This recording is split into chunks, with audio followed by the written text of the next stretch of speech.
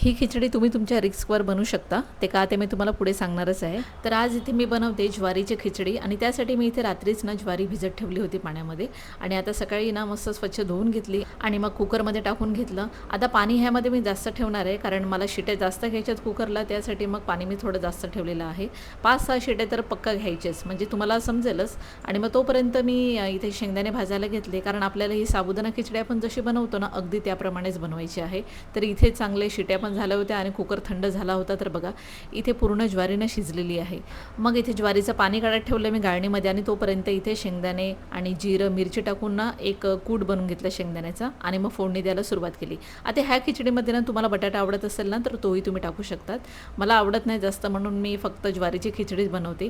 आता मी का रिस्कवर बोललेली आहे ते तुम्हाला सांगते, कारण ही ज्वारी ना शिजायला खूप टाईम लागतो। जर तुमची ज्वारी कच्ची राहिली शिजताना तर मग तुम्हाला इतकी चावावी लागेल आणि इतके दात दुखतील ना तुमचे, मग तुम्ही कंटाळून जातील। त्याकरिता जर ही खिचडी बनवायची असेल ना तर इतक्या शिट्या घ्या की पूर्ण ज्वारी ना एकदम नरम झाली पाहिजे आणि मगच तुम्ही त्याची खिचडी बनवू शकतात। तर म्हणून मी तुम्हाला म्हटलं की रिस्क असेल तरच ती बनवा। तुम्हाला ही रेसिपी कशी वाटली नक्की कमेंट करा। चला तर मग बाय।